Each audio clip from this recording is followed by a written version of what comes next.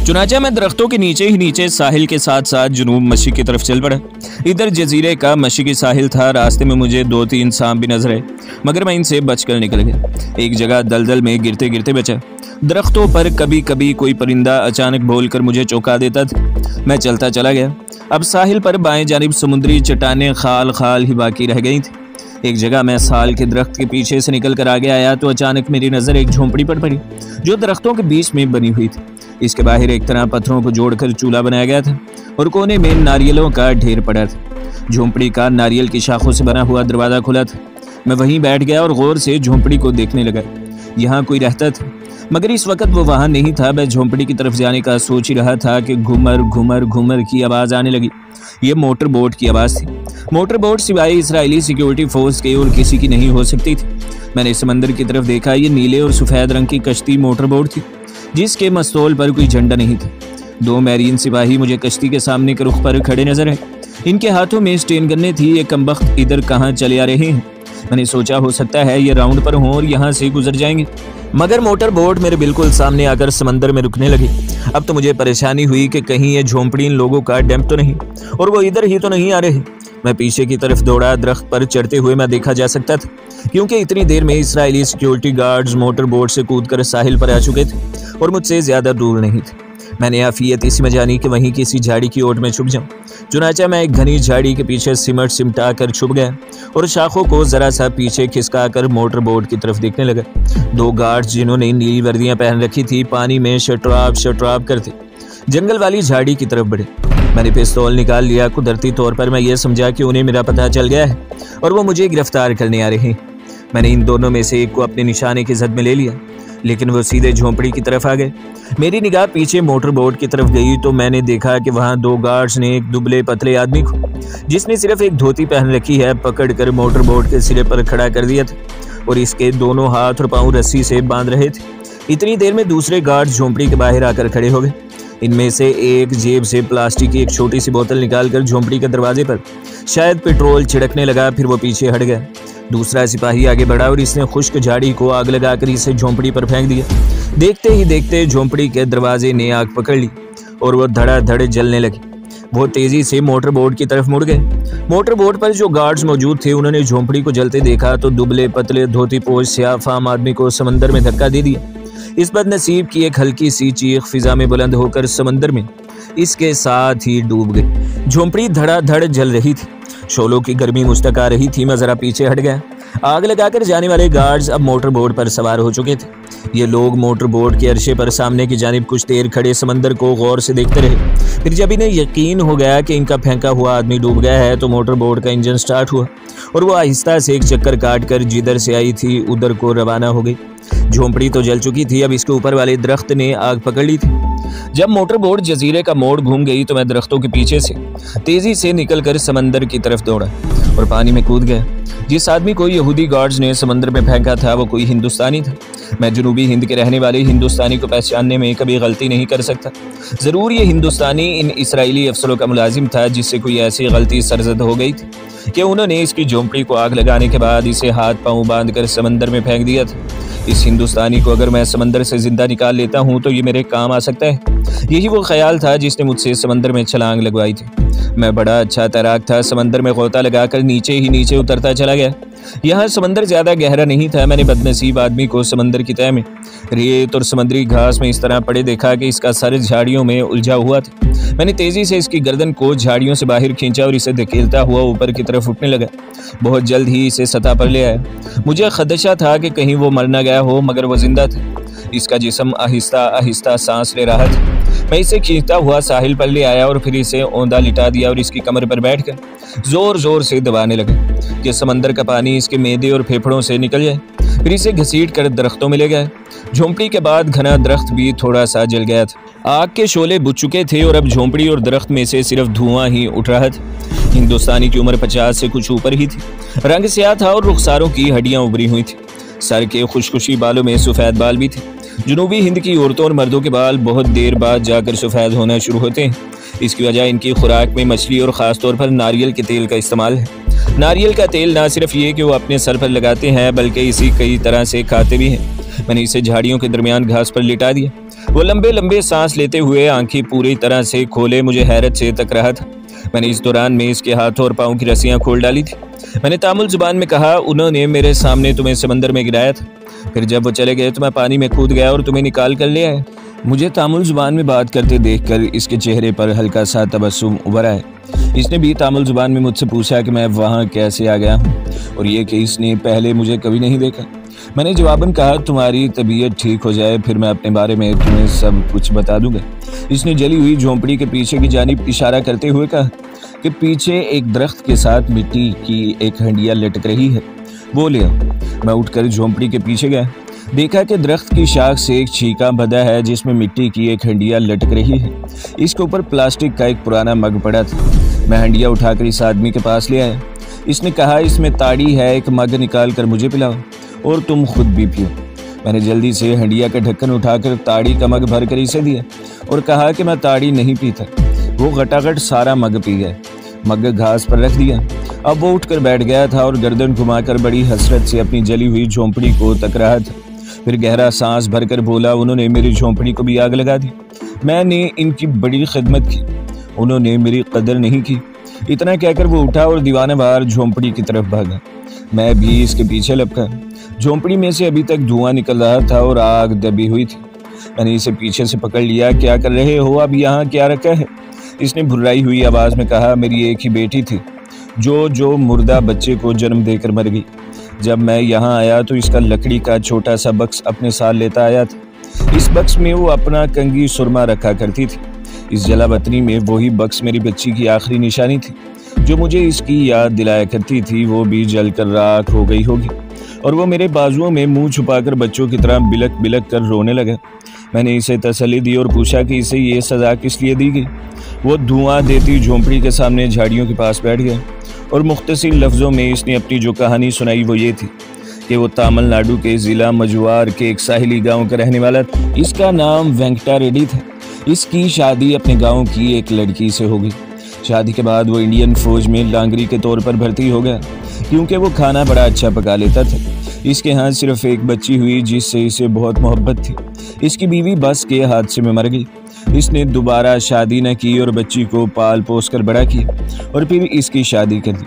लेकिन बदकिस्मती से वो अपने पहले मुर्दा बच्चे को जन्म देने के साथ ही मर गई। ये फौज से रिटायर हो चुका था। बच्ची की मौत के सदमे ने उसे निढाल कर दिया। वो इसके सुरमा कंगी वाले लकड़ी के बक्स को लेकर बैठ जाते और घंटों अपनी बच्ची का नाम लेकर इससे ख्याल ही ख्याल में बातें किया करते। इसका जी अपने गांव से अचाट हो गया था। इस असना में काले पानी के इस छोटे से जजीरे को एक खुफिया समझौते के तहत भारत ने इसराइल के हवाले कर दिया था। इन यहूदियों ने जजीरे पर काम करने के लिए कुछ तमिल और मलयाली बाशिंदे भर्ती किए। वेंकटा रेड्डी भी भर्ती होकर काले पानी के इस जजीरे में आ गए। यहूदियों ने एक सोची समझी स्कीम के तहत ऐसे लोगों को भर्ती किया था जो अधेड़ उम्र के थे और जिनका आगे पीछे कोई नहीं था। इनको भारी तनख्वाह की पेशकश की गई थी और पोशीदा तौर पर एक मुआहदे पर दस्तखत करवा लिए गए थे कि वो 15 साल से पहले जजीरे से वापस अपने वतन नहीं जाएंगे। इस लाट में अक्सरियत ऐसे अधेड़ उम्र तमिल बाशिंदों की थी कि जो या तो अपने वतन में किसी वजह से रहना नहीं चाहते थे, इनका जी उचाट हो गया था, और या फिर ऐसे जराइम पेशा लोग थे कि जिनके पीछे हर वक्त पुलिस लगी रहती थी। इसराइलियों ने भारतीय हुक्काम को इन लोगों की पूरी लिस्ट मुहैया नहीं की थी। जराइम पेशा लोग यहाँ आकर बड़े खुश थे क्योंकि उन्हें अच्छी तनख्वाह के अलावा पेट भरकर चावल और मछली खाने को मिलती थी।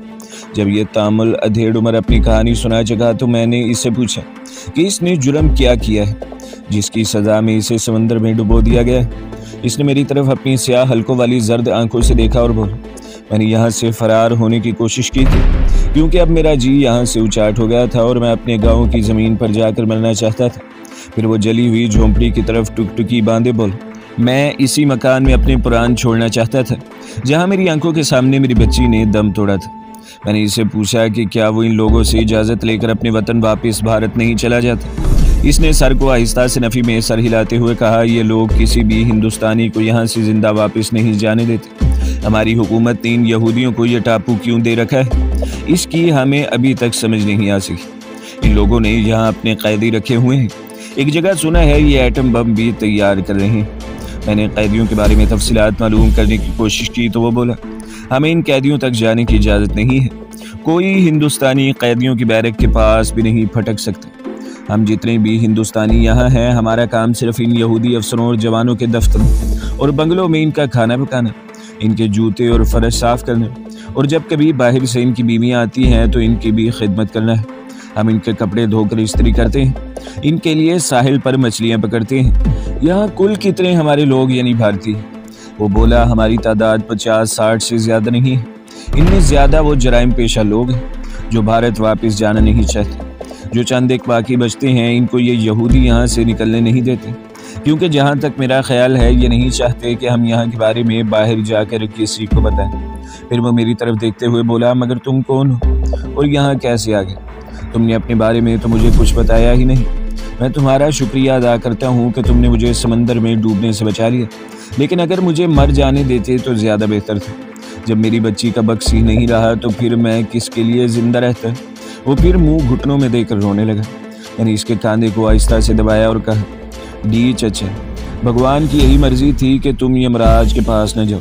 इसने सर उठाया और झोंपड़ी की तरफ देखकर बोला, इस जन्म में जुदा हुए हैं, अगले जन्म में अपनी बेटी से ज़रूर मिलूंगा, अगले जन्म में ज़रूर मिलूंगा। इसने एक बार फिर सर झुका लिया। थोड़ी देर चुप रहा, फिर मेरा हाथ पकड़कर बोला, तुम यहाँ कैसे आ गए? तुम मुझे उत्तर प्रदेश के लगते हो। वो पक्का तामिल था और इस कयाफे को मैं झुठला नहीं सकता था।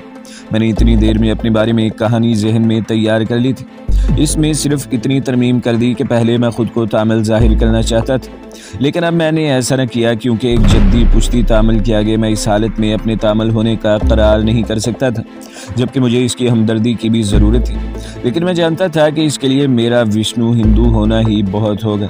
मैंने अपने आप को मराठा जाहिर किया, क्योंकि मैं मराठी ज़ुबान भी बोल लेता था और चाहता था कि अपने आप को तमिलनाडु की किसी करीबी रियासत का जाहिर करूं। उत्तर प्रदेश ज़रा दूर हो जाता है। मैंने इसे कहा, मेरा नाम वसंत फाटेकर है, मैं महाराष्ट्र के ज़िला अमरेली का रहने वाला हूँ। विष्णु हूँ, बचपन में ही यतीम हो गया। रिश्तेदारों ने मुझे घर से निकाल दिया। बुरी सोहबतों में पड़कर चोरी चुकारी शुरू कर दी। कई बार जेल भी गया। एक बार गणेश पूजा का त्यौहार आया। मैं मंदिर में गणेश जी की मूर्ति के सामने आंखें बंद किए पूजा कर रहा था कि भगवान विष्णु ने प्रकाश किया। तामल का मुंह खुले का खुला रह गया। मुझे मालूम था कि जनूबी हिंद के ये लोग विष्णु भगवान और इसके बेटे गणेश की पूजा करते हैं। मैं बोलता चला गया। फिर जैसे ही विष्णु भगवान ने मेरे सर पर हाथ रखा और मेरी काया पलट गई। मैंने आंखें खोली तो बिल्कुल ही दूसरा आदमी था। बुराई से नफरत और नेकी से मोहब्बत हो गई थी। अपने गुनाहों पर नादम था। मन की दुनिया रोशन हो चुकी थी। उसी रोज से मेहनत मजदूरी शुरू कर दी। फिर एक शरीफ लड़की से मेरा ब्याह हो गया, मगर फिर ऐसा हुआ कि मोहल्ले के एक बदमाश ने मेरी पत्नी को उठा ले जाने की कोशिश की। मैंने तैश में आकर इसे कत्ल कर दिया और पुलिस के आने से पहले वहां से भाग गया। कई महीनों तक मैसूर और केरला के जंगलों में भटकता रहा। पुलिस वहां भी मेरा पीछा करती पहुंच गई। मेरा घेरा तंग होता गया। आखिर मैं केरला के साहिल से कश्ती में बैठकर खुले समंदर की तरफ निकल आया। मेरा इरादा अंडमान के किसी जजीरे में पहुंचकर एक नई जिंदगी शुरू करने का था कि रास्ते में तूफान आ गया। कश्ती उलट गई। मैं तूफानी मौजों पर बहता इस जजीरे पर आ लगा। मुझे यकीन था कि ये काले पानी के हमारे इंडियन जजीरों में से कोई जजीरा होगा, मगर अब तुमने बताया है कि अगरचे ये जजीरा भारत का है, मगर इस पर यहूदी तसल्लुत है और कोई बाहर का आदमी इनकी मर्जी के खिलाफ यहाँ दाखिल नहीं हो सकता। 2 रातों से इस जंगल में छुपा हुआ हूँ। इसके बाद एक मोटर बोट को आते देखा तो तुम्हारी झोंपड़ी के पास छुप गया। इसके बाद जो कुछ हुआ वो तुम जानते हो। अपनी मन घड़त कहानी मैंने तामिल जुबान में मजहबी अल्फाज और देवी देवताओं के नाम ले लेकर कुछ ऐसे पुरस्कार अंदाज में सुनाई कि बेचारा सीधा साधा तामिल डी बेहद मुतासिर हुआ। इससे इस बात से मुझे बड़ी अकीदत हो गई कि भगवान विष्णु ने मुझे दर्शन दिए। वो कहने लगा, फाटेकर तुम खुशकिस्मत हो कि काले पानी के तूफान से बचने के लिए, मगर ये तुम्हारी बदकिस्मती है कि एक ऐसे जजीरे पर आ गए हो जो तुम्हारे लिए उम्र कैद का जेल खाना ही साबित होगा, क्योंकि तुम यहाँ पर न रह सकते हो न फरार हो सकते हो। यहाँ के यहूदी गार्ड ने तुम्हें देख लिया तो वो जिंदा नहीं छोड़ेंगे। अगर भागने की कोशिश की तो तुम्हारा भी वही अंजाम होगा जो मेरा हो चुका था। इन लोगों की मोटर लॉन्चें रात दिन जजीरे के इर्द गिर्द गश्तें लगाती रहती हैं। मुझे यहाँ रहते 7 साल हो गए। मैं समंदर की एक एक लहर से वाकिफ़ हूँ, मगर मैं भी कश्ती लेकर ज़्यादा दूर नहीं गया था कि पकड़ा गया। मैंने मसनूई फ़िक्रमंदी का इजहार करते हुए कहा, डी चचा, मैं कत्ल करके भागा हूँ, लेकिन मैं किसी जजीरे पर आज़ादी से ज़िंदगी बसर करना चाहता था, मगर यहाँ तो मुझे चारों तरफ अपनी मौत नज़र आती है। तुम ही मुझे मशवरा दो कि मुझे क्या करना चाहिए। वेंकट डी सोच में पड़ गया। बोला, मैं खुद इस जंगल से बाहर नहीं निकल सकता। इन लोगों ने मुझे देख लिया तो पहचान लेंगे और मुझसे ज़रूर पूछेंगे कि मैं कैसे ज़िंदा बच गया।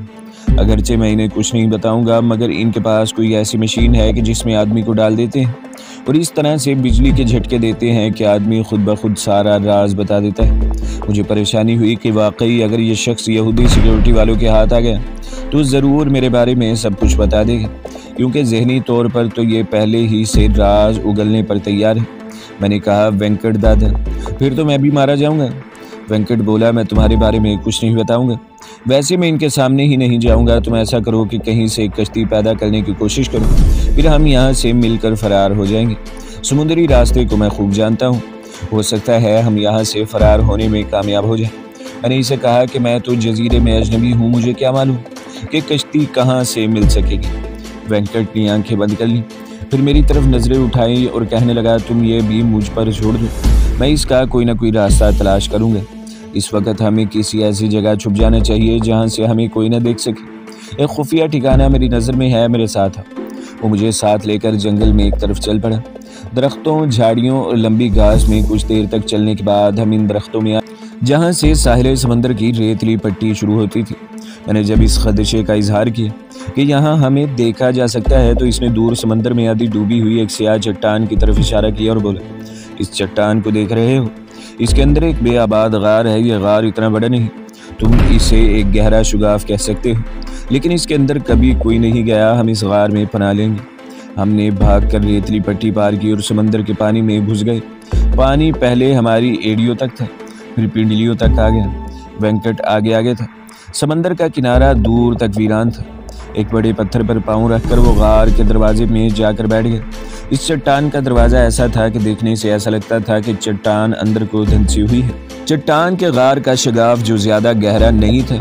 फर्श पर इन जंगली परिंदों की बेंटें फैली थी जो सर्दियों के मौसम में नकल मकानी करके इधर आ जाती थी। वेंकट गार की आखिरी दीवार के साथ लगकर खड़ा हो गया और छत की तरफ देखकर बोला, ये जंगली सुरख आब 6 माह के बाद अब यहाँ आएंगे और 3 महीने इस गार में रहकर वापस चले जाएंगे, लेकिन हम कोशिश करेंगे कि इससे पहले यहाँ से निकल जाएं। हमने गार की ज़मीन को एक जगह साफ़ किया और बैठ गए। गार के दहाने में से दिन की हल्की हल्की रोशनी अंदर आ रही थी। यहाँ गर्मी और हबस था।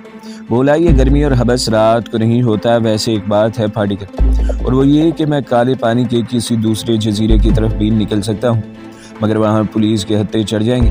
मैंने कहा, दादा तुम मेरी खातिर अपनी जान अजाब में न डालो, मैं तो मफरूर कातिल हूँ, कहीं भी निकल जाऊँगा। वेंकट बोला, तुमने अपनी इज्जत के लिए एक बदमाश को कत्ल किया है, तुम्हें ऐसा ही करना चाहिए था, तुम एक मर्द हो। गीता में हमें यही तालीम दी गई है। मैं तुम्हारी इसलिए भी इज्जत करता हूँ कि तुमने गैरत का सबूत दिया है। मैं तुम्हारे साथ ही रहूँगा। हम मुदिया प्रदेश की तरफ निकल जाएंगे। वहाँ के जंगल हमें हमेशा के लिए अपने दामन में समेट सकते हैं। हम वहाँ कटाई का काम करके पेट पाल लेंगे। भला हमारा दुनिया में है ही कौन जिसकी खातिर हम शहर का रुख करें। वेंकटा डी बड़ा सीधा साधा और भोला भाला आदमी था, मगर मेरे सामने अपने मिशन था जो इसके ख्वाबो ख्याल में भी नहीं आ सकता था। मेरे लिए यही मुनासिब था कि मैं इसकी हाँ में हाँ मिलाता रहूं और जब वहाँ से फ़रार होने का वक़्त आए तो कोई बहाना बनाकर अलग हो जाऊं। वैसे मुझे यकीन था कि यहाँ से वेंकटा रेड्डी के लिए फ़रार होना इतना आसान काम नहीं है। एक तो वो बूढ़ा हो रहा है, इसके बदन में फ़रार की सऊबतें बर्दाश्त करने की सकत नहीं थी। मैंने बातों बातों में इससे इसराइली मिलिट्री पोस्टों, इनके हेडक्वार्टर और यहूदी सिपाहियों की तादाद के बारे में काफ़ी मालूमात हासिल कर ली थी, मगर जेल खाने के बारे में वेंकट को कुछ इल्म नहीं था। मेरे जहन में अब सिर्फ एक ही कश्मकश जारी थी कि मैं अपने मिशन को किस तरीके से शुरू करूं। मेरे लिए सबसे बेहतरीन तरीक़ा यही था कि मैं किसी तरह एक तामिल हिंदू की हैसियत से किसी भी इसराइली फ़ौजी अफसर के बंगले में बतौर खान सामान या खाकरोब या घरेलू मुलाजिम के नौकर हो जाऊँ। इस सिलसिले में वेंकट मेरी मदद कर सकता था, मगर इस वक्त वो ना जिंदों में था ना मुर्दों में। मेरे लिए वो जिंदा था और यहूदियों और अपने साथियों के लिए वो मुर्दा था। अगर वो अपने किसी साथी से मिलने आबादी की तरफ जाता है तो इनमें से कोई भी इसकी मुखबरी करके इसे दोबारा पकड़वा सकता है। वेंकट ने मुझे साफ साफ कह दिया था कि मैं अपने आदमियों से मिलते हुए घबराता हूँ। इनमें सिर्फ एक रमिया ही मेरा हम उम्र और हम ख्याल है, मगर वो बाकी तामल लोगों के साथ ही जंगल की बस्ती में रहता है। दूसरे लोगों को मेरा इल्म हो जाएगा और फिर मुझे गोली से उड़ा दिया जाना यकीनी होगा। मैंने इससे पूछा कि वो फरार के लिए कश्ती कहाँ से तलाश करेगा। वो कहने लगा, ऐसी कश्ती तो मैं रात के अंधेरे में अपनी बस्ती के साहिल की तरफ जाकर चुरा लाने की कोशिश करूँगा। अगर सिक्योरिटी फोर्स की लांच सामने आ गई तो? मैंने सवाल किया। वो बोला, ये ख़तरा हमें हर हालत में मोल लेना होगा, क्योंकि इन यहूदियों की गश्त का कोई वक़्त मुकर्रर नहीं है। इनके लॉन्च दिन और रात के किसी भी वक़्त समंदर में नमूदार हो सकती है। अब मैंने इससे इस्तफसार किया कि इस चट्टानी गार में हम खाए पिएंगे कहाँ से? वो धोती के पल्लू से अपने माथे पर आया हुआ पसीना पोंछकर बोला, मेरी झोंपड़ी के पीछे एक छोटा सा चश्मा बहता है। हम पानी वहाँ से ताड़ी वाले मटके में पानी भर के ले आएंगे और कुछ रोज़ यहाँ के नारियल और शरीफों से गुजारा कर सकते हैं। मैंने जेब से इंडियन करेंसी का नोट निकाल कर इसके सामने रख दिया और कहा, अगर तुम चाहो तो इस रकम से अपने दोस्त रमिया के पास खुफिया तौर पर जाकर अपने और मेरे लिए खुराक हासिल कर सकते हो। क्या ख्याल है? 100 और 5-5 के इंडियन करेंसी के नोट देखकर वेंकट की बातचीत खुल गई। बोला, ये रुपए तुम कहाँ से लाए हो? मैंने इसे बताया कि समुद्री सफ़र पर रवाना होने से पहले मैंने उन्हें प्लास्टिक की थैली में डालकर जेब में रख लिया था और ये मेरी मेहनत की कमाई के रुपए हैं। वेंकट ने कहा, तुम्हारी मेहनत की कमाई तुम्हें मुबारक हो दोस्त, मेरा इससे कोई ताल्लुक़ नहीं है। मैंने जल्दी से कहा, वेंकट इस रकम को अपनी ही समझो, हम एक ही कश्ती में सवार हैं। अगर ये रुपए तुम्हारी जेब में होते तो मैं भी इन्हें अपनी रकम ही समझती। ये पैसे हमें आगे चलकर बड़ा काम देंगे। वैसे अपने दोस्त रमिया से तुम्हें मिलना ही पड़ेगा। मैं तो तुम्हें यही मशवरा दूंगा कि आज रात ही इसे खुफिया तौर पर जाकर मिलो, इसे अपने एतमाद में लेकर इससे मदद हासिल करने की कोशिश करो। क्या वो काबिल एतमाद आदमी है? वेंकट कहने लगा, वो मेरा पुराना साथी और दोस्त है, वो बड़े भरोसे का आदमी है। ख़तरा सिर्फ यही है कि वहाँ मुझे बस्ती का कोई दूसरा तामल न देख ले। इनाम के लालच में वो यहूदी साहब से मेरी मुखबरी कर सकते हैं। मैंने अपनी टांगें फर्श पर फैला दी और कहा, वेंकट दादा, तुम जो बेहतर समझते हो वो ही करो। मैं हर हालत में तुम्हारे साथ बल्कि पीछे पीछे हूँ। दोपहर हुई तो वेंकटा रेड्डी छुपता छुपाता जंगल में गया और धोती में बहुत से नारियल ले आया। हमने इन नारियलों को तोड़कर अपनी प्यास और भूख मिटाई। वो कहने लगा, तुम फिक्र न करो, मैं आज रात बस्ती में जाऊंगा। मुझे वहाँ के राशन शॉप का पता है, वहाँ से मैं चावल और दाल चुरा कर ले आऊँगा, फिर हम इसे पका लेंगे। मैंने महसूस किया कि वेंकटा रेड्डी कुछ उखड़ी सी बातें कर रहा था और इसकी बातों में रबत और सूझबूझ का अंसर कम हो रहा था। किसी वक्त वो अपनी बेटी को याद करके उदास हो जाता और कहता, इसका बंक्स झोपड़ी में नहीं है, वो भी जल कर राख हो गया है। मैं झोंपड़ी की राख देखाया था, फिर आ भरकर बोला, बेटी से अब अगले जन्म में ही मुलाकात होगी। मैंने इसके बाद काट कर पूछा कि वो फरार के लिए कश्ती कब लाएगा? वो चौंक पड़ा। हाँ, कश्ती में कल रात नहीं, आज रात ही बस्ती के साहिल से उड़ा लाऊंगा। मुझे डर लगा कि अपने साथ कहीं वो मुझे भी ना मरवा दे। मैंने इसे कहा, तुम फिक्र न करो, मुझे बताओ बस्ती का साहिल किस तरफ है, मैं खुद जाकर कश्ती ले आऊँगा। वो सर को झटक कर बोला, तुम नावाकिफ हो, पकड़े जाओगे। साहिल पर एक पहरेदार भी रात को होता है। फिर खुद ही कुछ सोचकर बोला, नहीं, मैं अपने दोस्त रमिया से मिलकर इससे मदद हासिल करने की कोशिश करूँगा। तुम अपने रुपयों में से 100 रुपये अगर मुझे दे दो तो वो बड़ी खुशी से खुद ही कश्ती मुहैया कर देगा और किसी से जिक्र भी नहीं करेगा। मेरी समझ में कुछ नहीं आ रहा था कि मैं इसकी कौन सी बात पर यकीन करूं और किस बात पर यकीन न करूं। वो कभी कुछ कहता था और कभी अपना इरादा बदल लेता था। दिन गुजरता जा रहा था, फिर बाहर बारिश शुरू हो गई। हवा भी तेज हो गई और समंदर की लहरें जोर जोर से चट्टान से टकराकर शोर मचाने लगी। वेंकट उठकर गार के दहाने तक गया, फिर वापस आकर बोला, यहाँ बड़ी मूसलाधार बरसात होती है। ये मौसम बरसातों का नहीं है, फिर भी बारिश ज़रूर हो जाती है, फिक्र न करो, समुद्री हवा अभी रुक जाएगी। तो दोस्तों और भाइयों, अगली किस्त देखने के लिए हमारे चैनल को सब्सक्राइब करें, वीडियो को लाइक करें और बेल के आइकॉन को भी दबा दें, ताकि हर जो आने वाली वीडियो है वो आपको सबसे पहले मिलती रहे।